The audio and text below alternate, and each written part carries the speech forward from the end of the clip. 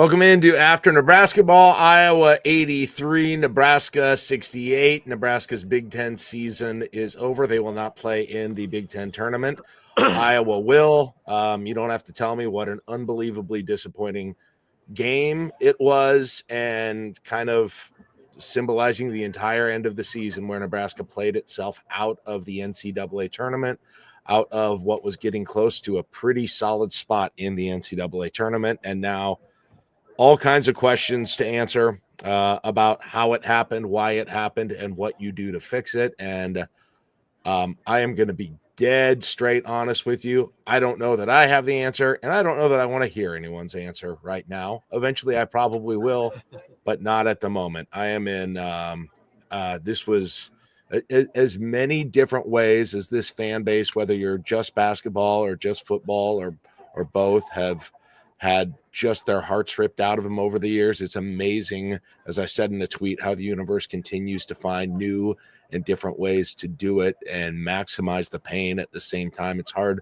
not to just take your hat off to the universe for being able to deal out pain in such creative ways. I know the Oscars were last year, but best director of a emotional horror movie, once again, the winner is the universe to Nebraska fans, and it's incredible how they've dominated this category so far. I don't have much to say about the game. You don't need to be the regular John Wooden to figure out what went wrong today. Nebraska's best player couldn't score. The offense had problems. The defense was bad. Iowa made all kinds of shots. I mean, you don't need me to break that down for you. It was very simple, and it was very disappointing that it actually happened.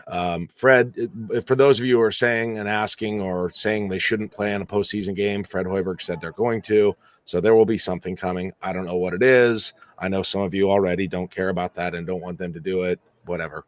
Don't watch it then. Yeah. I really don't have a lot more to say right now. I know there's a lot of desire to have a big long-term conversation. I'll probably be first of all, I don't know that anybody wants to hear what I say because I'll probably be annoying about it. But I think there'll be a time I probably will have more of that. I don't it's probably not right now though, but I'll turn it over to Caleb. I know he's got a little bit of a delay again, and so there'll be a little bit of awkward silence after I finish talking, but then I'll let him go. So Caleb, your thoughts on the game today? Well, you were right.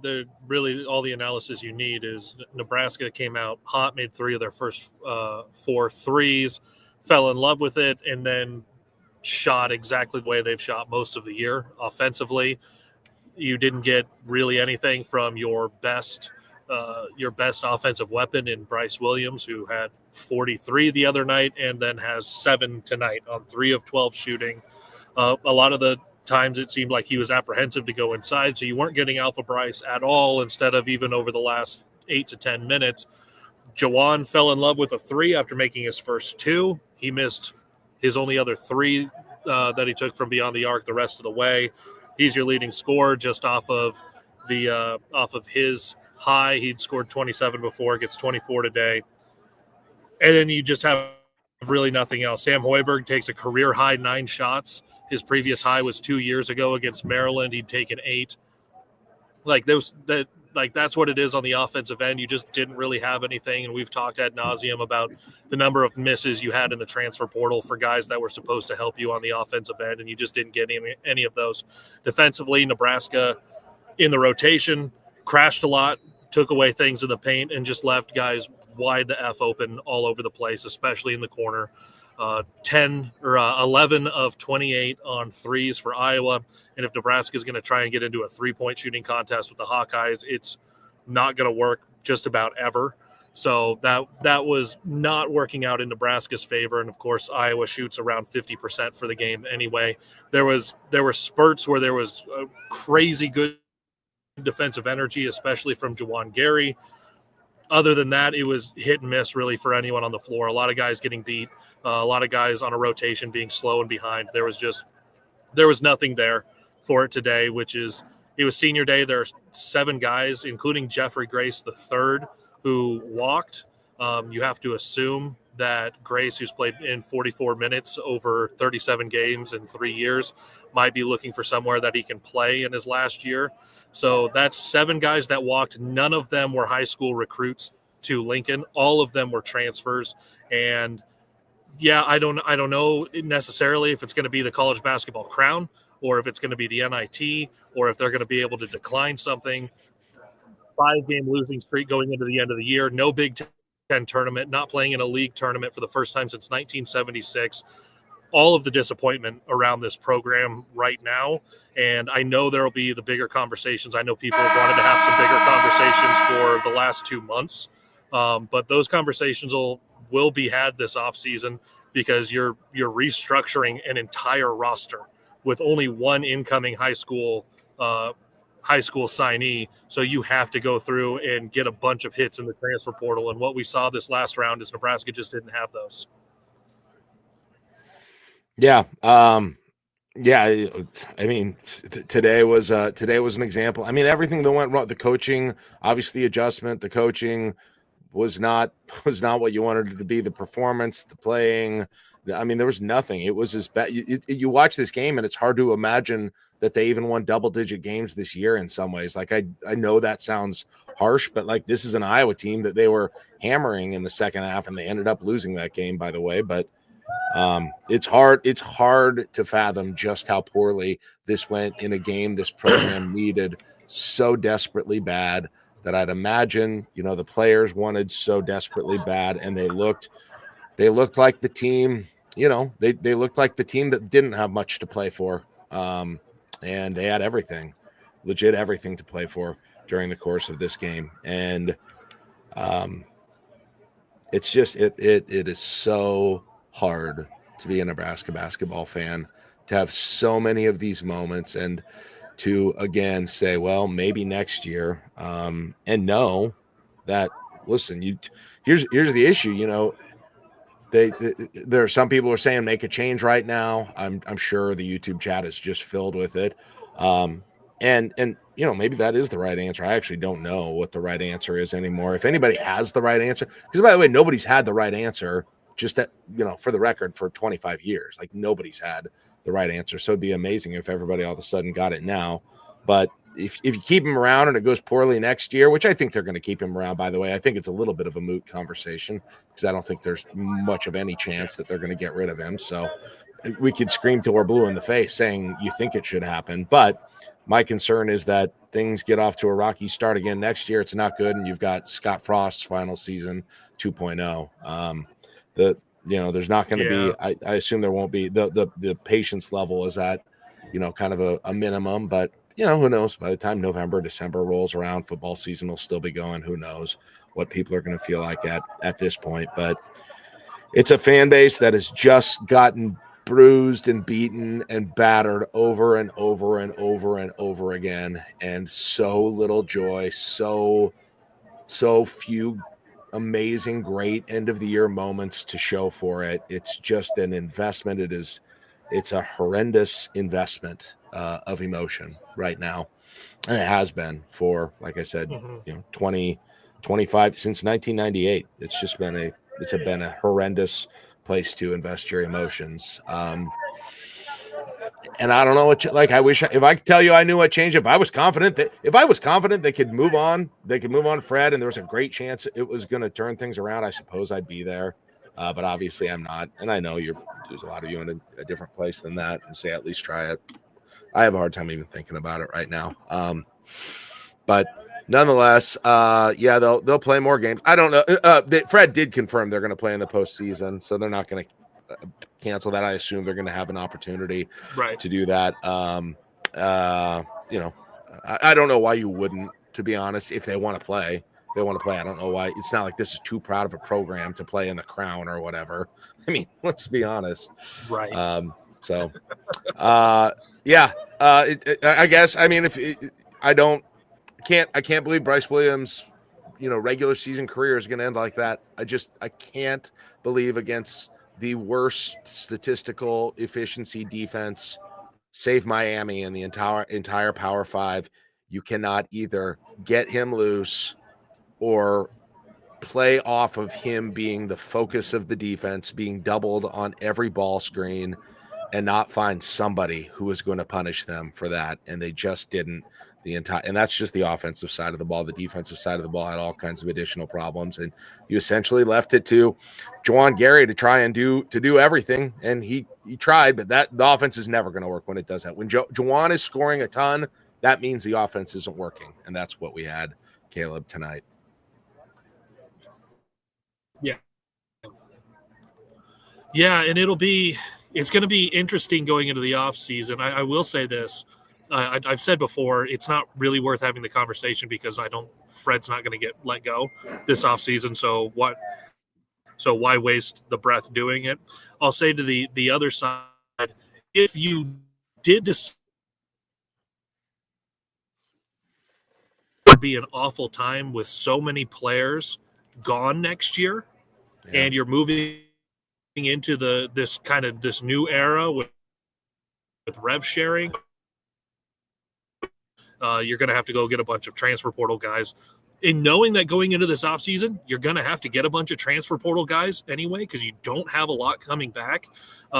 Think about the guys that are able to come back and be upperclassmen next year and what their production was, especially down the stretch here with this 5-game losing streak with Berke and Connor Esigian. Of course, Sam Hoiberg, and as he goes out with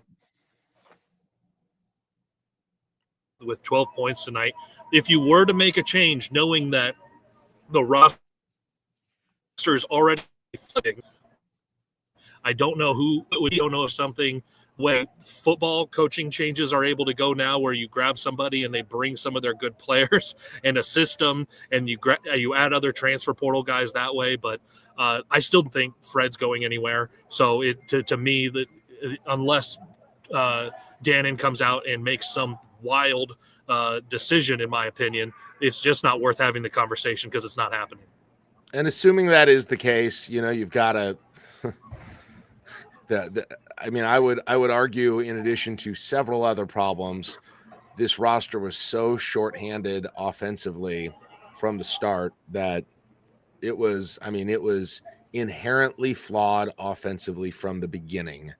And that was on full display today, because when you took away Bryce, yes, Juwan could still get his points.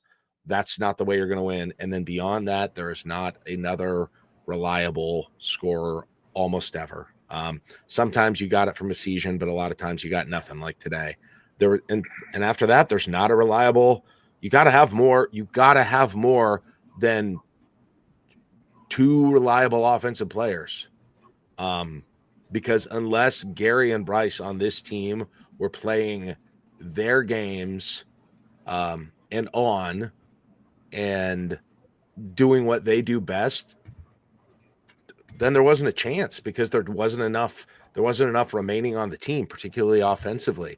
And we saw that today. Yeah. You got a little bit of vintage Gary again in the second half. It seems like in some other games you would have Bryce completely quiet the first half, he turned it on the second half.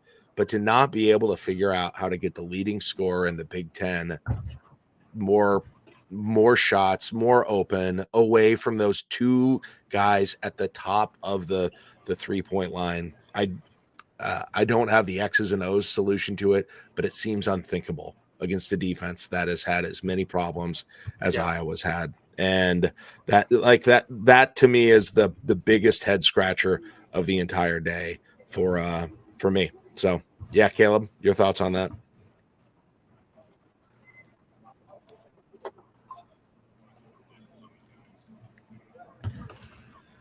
Yeah, let me ask you this, Jack, and I know we're working with the delay back and forth, but if where we were with our brunch show confidence ratings at the beginning of the season, about where you were, was that Nebraska would be in this position at the end of the game, or at the end of the season, where it would be probably just on the outside of the bubble, maybe a line or two outside of the bubble.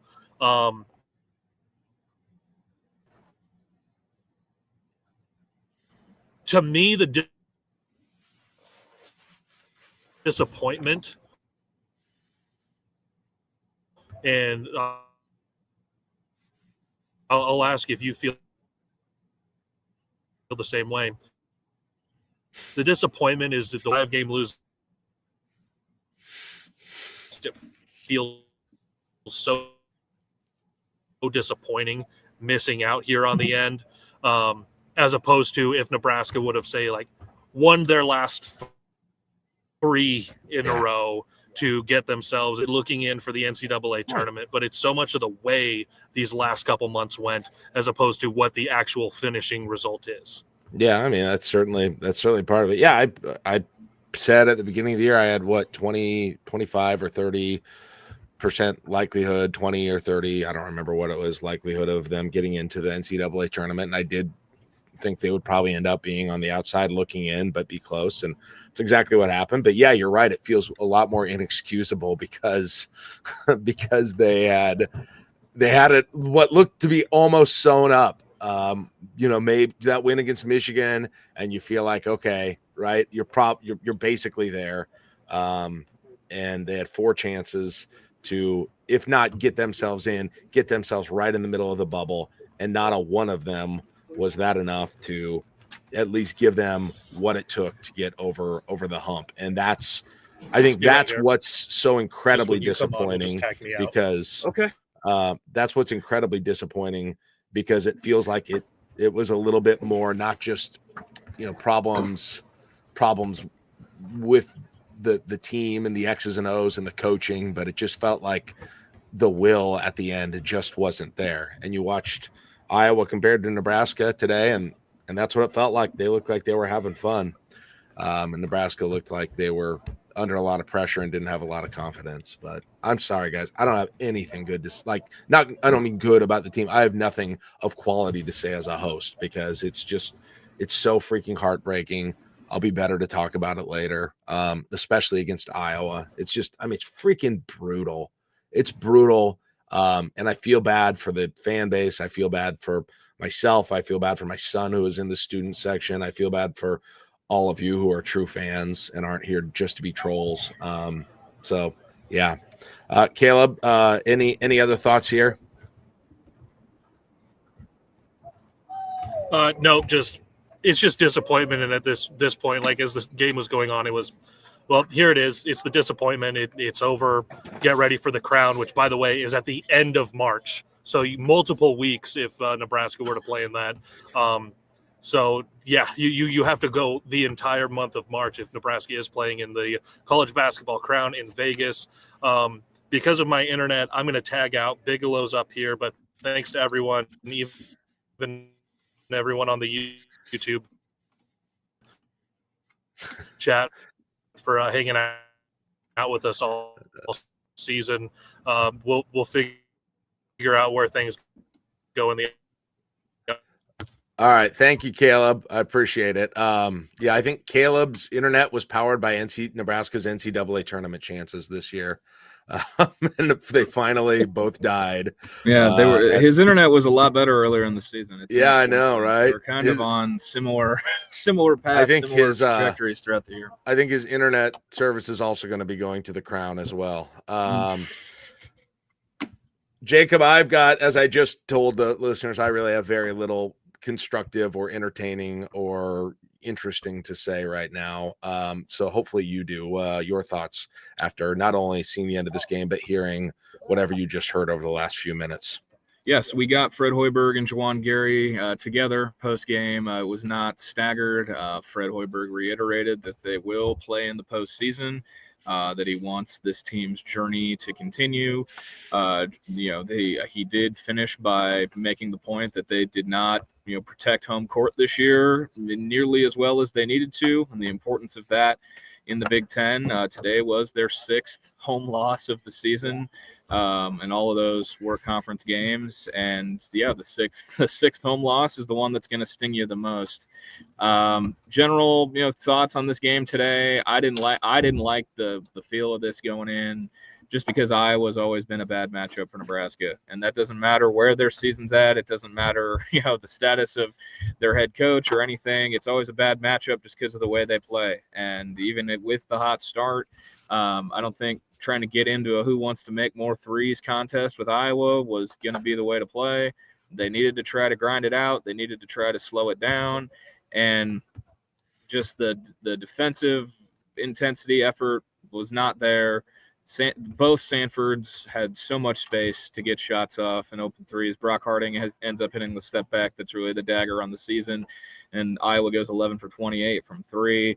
And it's, I mean, Bryce Williams' last game in Lincoln might have been his worst game of the season. The way they defended him, the way I don't think he scored in the second half. It was pretty damning. But as we've talked about all year, the thing with this team has always been, they aren't going to out talent anybody. They got to out effort. They got to they've got to want it more. And back-to-back games now in this building with their season on the line and everything at stake, they looked like they didn't want it more against Minnesota and against Iowa, two teams that looked like they were playing for their coach in Minnesota and Iowa, and then the home team that should have been playing for more than that. And even if you ask some people, I'm sure in the YouTube chat, should have been playing for their head coach, and it didn't look like they were doing any of that for the last month of the season. The season ends with a 5-game losing streak, and now in the wild, wacky world of college basketball, the crown doesn't start until the day after the Elite Eight. And now it could awkwardly be waiting around for almost a month to, it's like, oh, guess what? The Elite Eight just ended. We know the Final Four. Here are these 16 teams you forgot about, and you probably wanted to forget about, that are contractually obligated by our corporate TV overlords to be in this tournament in Las Vegas. And that is where it's at right now. And it's I thought I'd seen just about everything in the years I've been coming to basketball games in this building, but the last 2 months of this season took the cake and then some. Yeah. I did not know that the crown was that late. That's going to be so bizarre if Nebraska goes. I mean, I guess a good thing is to kind of wipe the slate of my devastation clean a little bit, so I can maybe have one last slightly more minor groin kick to end. I can just see it now, right? The Final Four of the crown, and Nebraska has a 10-point lead with 2.5 minutes left, and like Virginia Tech comes and steals the game at the end.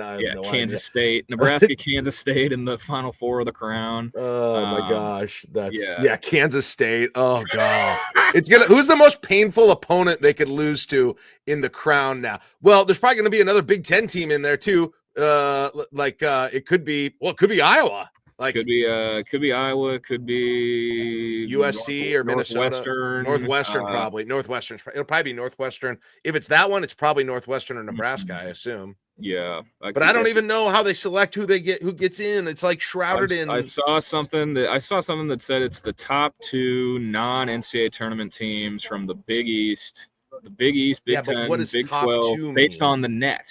Which is not how the net is supposed to be used. Net is a sorting device, remember? Yes, I've been told it's a sorting device. Don't call it a rankings device, despite the fact that it's got God, that is my last favorite thing in the world. Well, Northwestern, as of this morning, Northwestern is 56 and Nebraska is 57. Indiana, if Indiana or Ohio State wouldn't make it, they would be in there along with Northwestern. So it's probably the NIT then.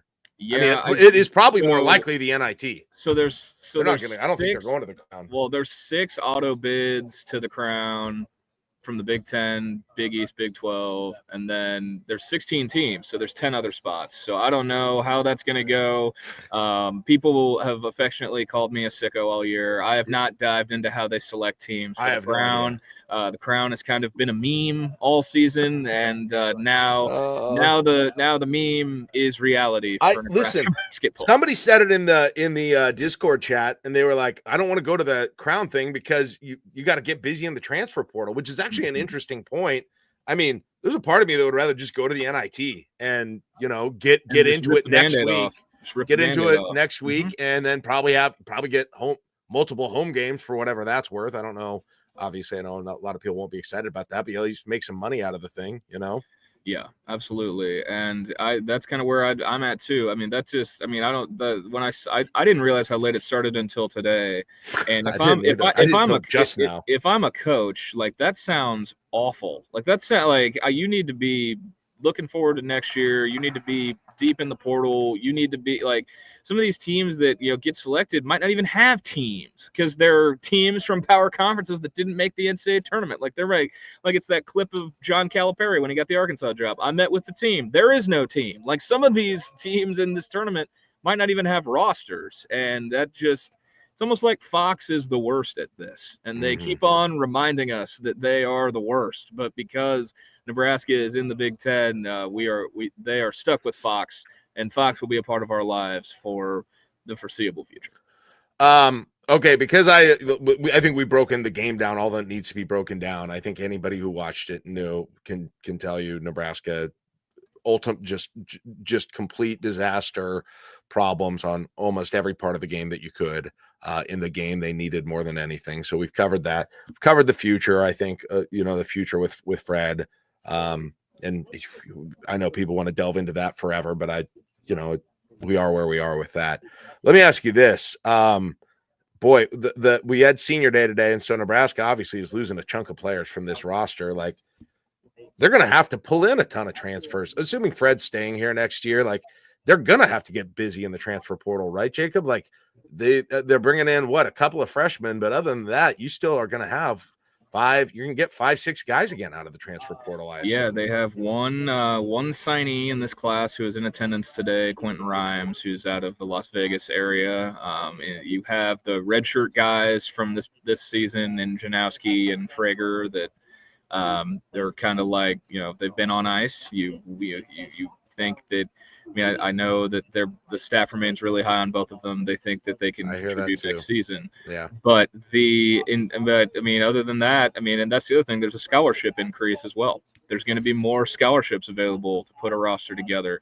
So, you're going to have, if you want to have all your scholarships, like 8 spots to fill, just based on the guys you lose. And then that's before any, additional attrition that may take place this offseason. And it's going to be, it's going to be a big, it's a very, very important offseason for the program, for the head coach, for everything. And I had kind of been beating the drum for the last month or so that, this team, whether you liked watching them or not, whether you had an easy time rooting for them or not, that for the momentum and the direction of this program, the season needed to end with some modicum of momentum, whether that be in the NCAA tournament, whether that be win a game or two in Indy, whether that be however, just for the sake of support and backing and what they're going to need this offseason to, keep their head above water. And it's not the way these last 5 games have gone, and what a once promising season has now ended with a thud. I know they'll probably play in the Crown or the NIT, but I'm not here to talk about the Crown or the NIT. What was once a promising season, just there. I think the best summary of this season, there was a 6-game losing streak and a 5-game losing streak in the same season. Right.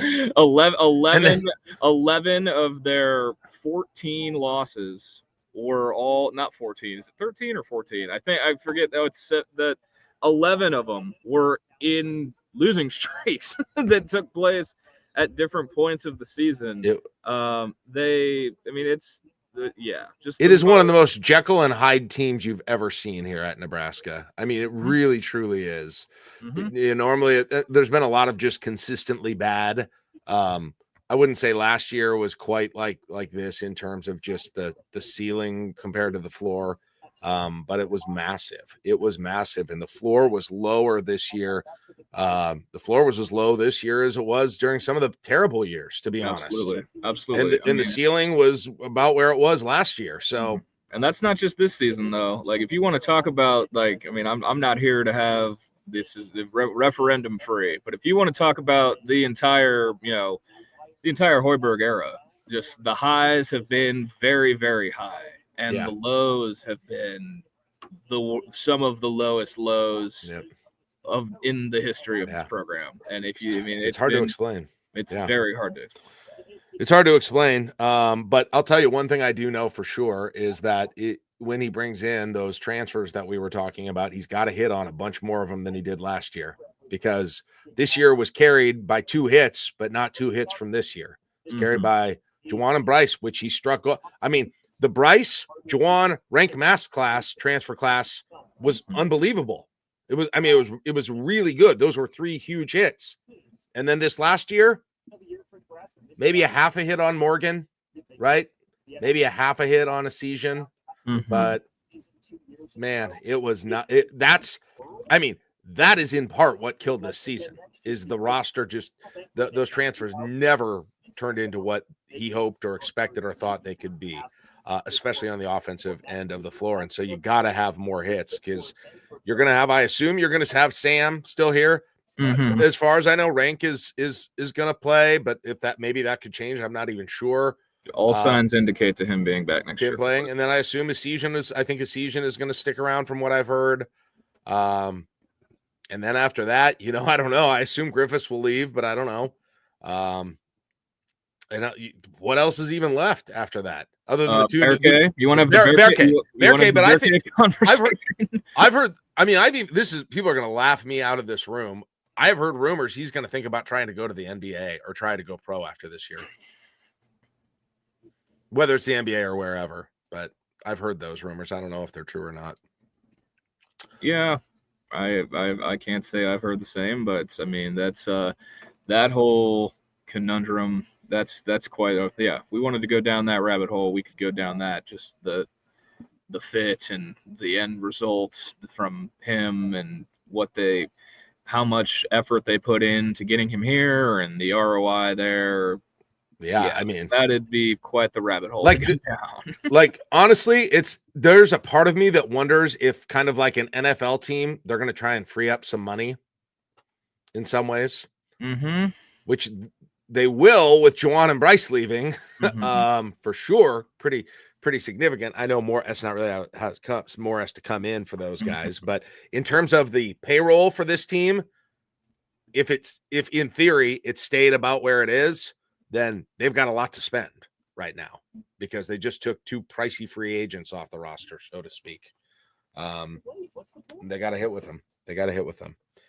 I don't know if there's anything else anybody wants to hit on here. That is not more of a huge long-term off-season conversation. It's just I mean, I've got quite the thing I could end on, but I mean, that's up to you if you want me to. Well, I'll just say this, and again, this is from more of kind of a relational standpoint from being a fan. It's, part of the reason I think people were annoyed with me and some others who were still either optimistic or interested in the end of this season and obsessed with the bubble. But I did all of those things for me personally, because I liked that. I have had so many years where you don't care about it and you're out of that discussion, and you see the bubble talking. You're like, God, it would be freaking fun to be in a game where you need this one win in March to get yourself right at the top of the bubble and go to the conference tournament, need one win instead of winning the entire thing. Well, we had that for a moment, and then it's gone. And I would have loved these 4 days had they won this game. I mean, it would have been fun for me personally, and I think other fans feel like that. And just that's taken away. And God, the idea of the conference tournament going on and my team not even being in it is so unbelievably depressing.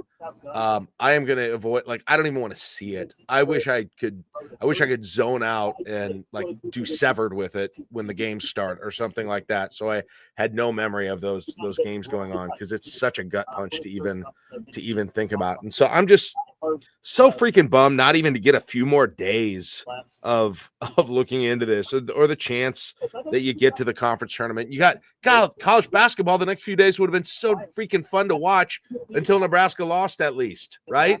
I had a cheering guide. We had everything, and you get none of it. You get freaking none of it, and it's such a downer. It's so disappointing. So that's my last thought. It's not only the losing. It's not only they're not making the tournament. It's that you just took a bunch of, even mid-level fun out of the entire game and turned it into just a wildly depressing situation. Your final thought, Jacob, before we sign off? Yeah, I mean, I completely agree with you. I mean, there's been a lot there. These last 2 seasons, there's been a lot of enjoyable moments. I don't want to make this too much about myself, but like, this is not my full-time job. I choose to, do this stuff and come to these games and talk about it and occasionally write about it because I enjoy it and because it's because of the relationships and friendships and all that sort of thing. Like, that's why I keep doing this. I don't do this for money. I don't do this to pay the bills. Like, I make the decision to do it, and it's been, it was a roller coaster of a year, to put it lightly. And there should be no fault on you, Jack, for as a fan, for wanting to believe until the end, and keeping showing your investment in all of that until the bitter end. But I mean, the $1 million question for Nebraska this offseason is, how much do you care? And that's a top-down question for the athletic department. That's a top-down question for the booster base, for the NIL collective, for the entire operation. Is, we know how much you care about football. We know that Nebraska volleyball is the standard bearer for the sport. For the other sports at this university, it is going to become a question of, how much do you care? And Exhibit A is going to be this basketball program going forward and the investment. I would love to hear from the athletic director his thoughts and other folks like that, because as long as I've been alive, I cannot remember at one point any athletic director coming out and saying, this is what men's basketball should be at this university and what the expectation should be. And for the first time since I've been alive, I think there's a guy in the athletic director chair who knows basketball because of his career path and because of how he came up in Iowa and his career trajectory. I think he has a good idea, and you could say that his silence throughout this basketball season could be an indicator, but I'm not going to read too much into it. But that's the $1 million question this offseason, because fans are going to keep showing up here. There's going to be support. There's going to be people who want to talk about it, who want to see the program, who want to see the program achieve things. And it's just a question of, how much is that investment that is clear and evident from fans, from coverage, from all of that, how much can that be reciprocated? Because you can only point to a 13-year-old practice facility and a 12-year-old arena for so long. Yeah. And so this is our signs that we care, because your sign of caring now in the cliche of the ever-changing landscape of college sports is dollars and cents. That's how you show you care. Yep. And that is the overarching question for this offseason. I would love, it's a great point. I would love to see Troy Dannon get up soon in front of the media and say, we are intentionally changing our level of attention and investment to this program, because there is a fan base around this program that is unique to the point that I don't know that it exists in college sports. And you might think that's a hyperbole, but like I've said, Jacob, before, go watch a game at any other school that has had the lack of basketball. Well, there's no other Power 5 school that's had the lack of basketball success that Nebraska has. But go watch a game. Go, look at when Nebraska played at Northwestern. Look at when Nebraska played at Iowa this year. Look at Nebraska when they look at the games at USC. Okay.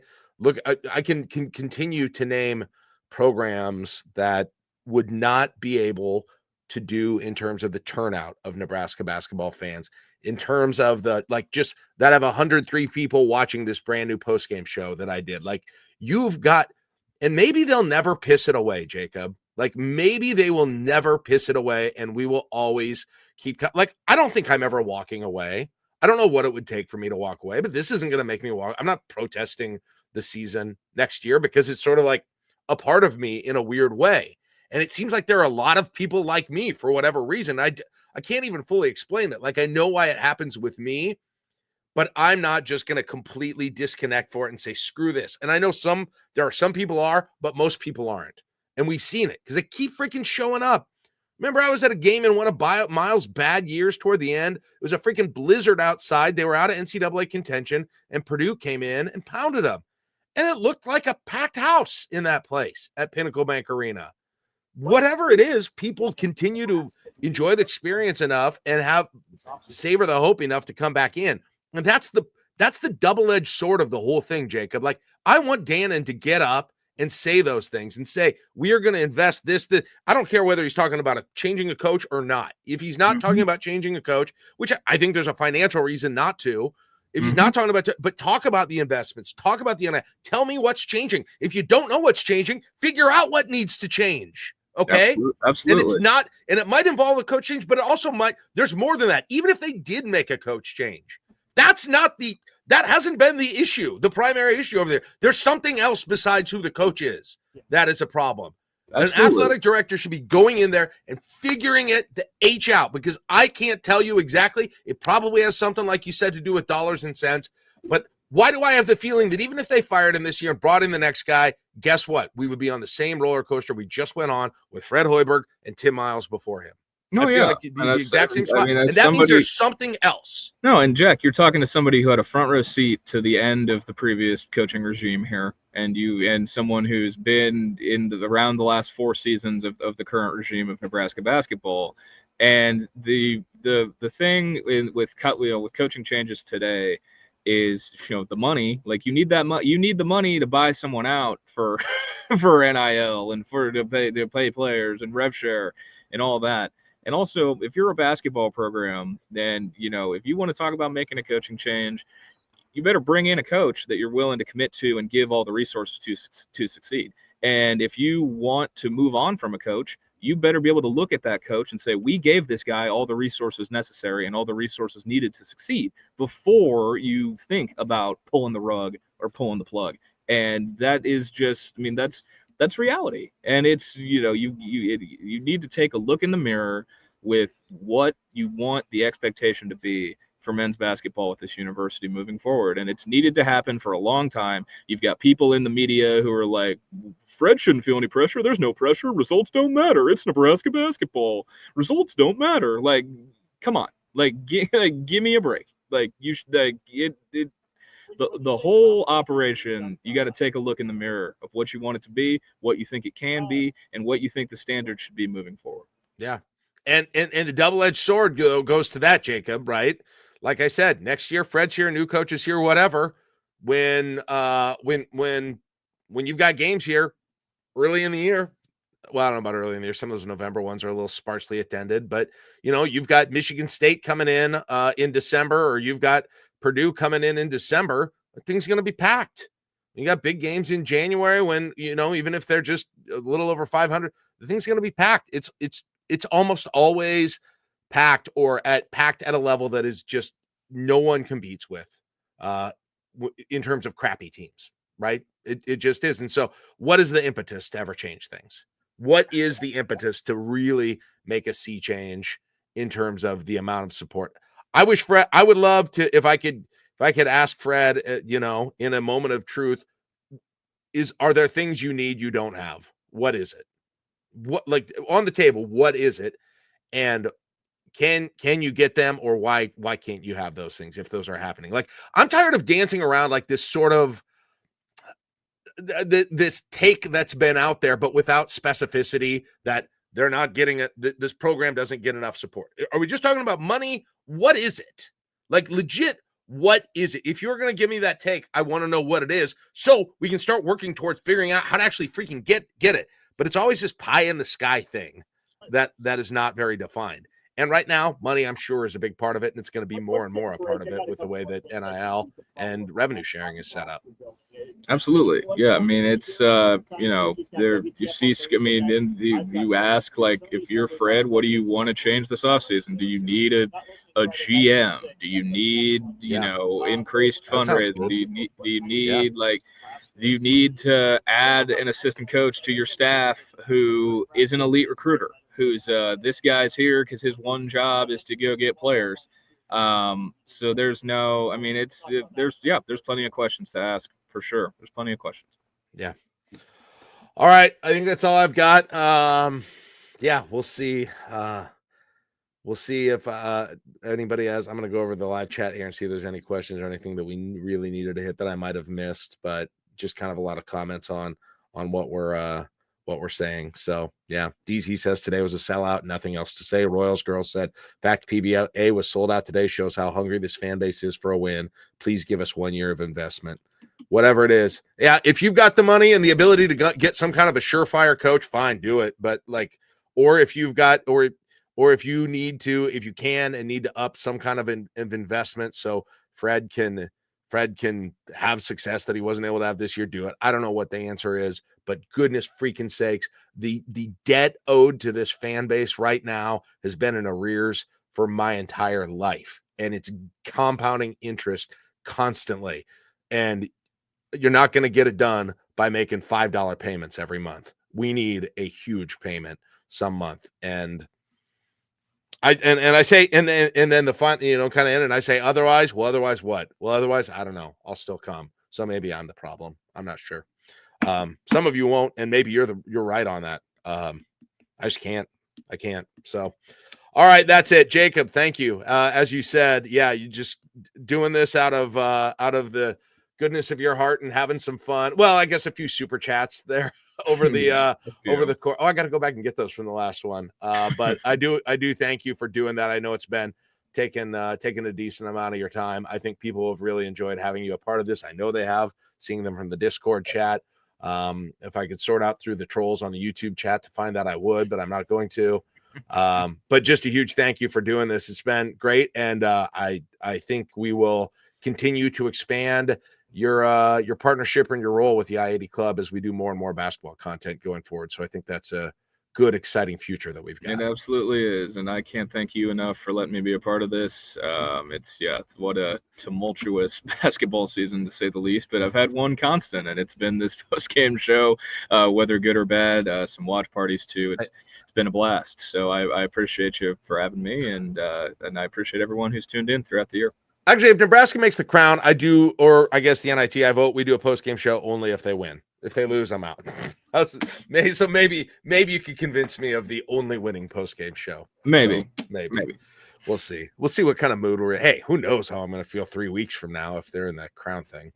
All right. Hey, thank you, everybody. We do appreciate all of you. Man, we have had huge growth on this show. And we thank everybody for hanging out. I especially want to say a big thank you to our patrons, those of you who have taken a little bit of your hard-earned money and, floated it our way and become a patron just to really make us be able to do this. We're not trying to make dough, but we do have some expenses, and that helps us out. So I want to thank, all of the people in the Discord chat, especially who have been with us through the year, and then all of you who have been watching us and liking and subscribing on Facebook. That also has been a huge help to our growth, and we hope to continue to bring you more content. We're looking at ways we're going to do that already next basketball season. I don't know how they're going to drag me into post-game shows next year, but right now I've got no desire to do it, but we will see what happens next year. But we continue to go on to all the other things going on. And we got a football season coming up not too far away as well. So there's that too. But before I get into that, let's say goodbye. Thank you so much, everybody, for joining us. For Jacob Bigelow, for Caleb Henry and his internet. We will see you next time. I don't know, ever for me on After Nebraska Ball. TBD. See you later.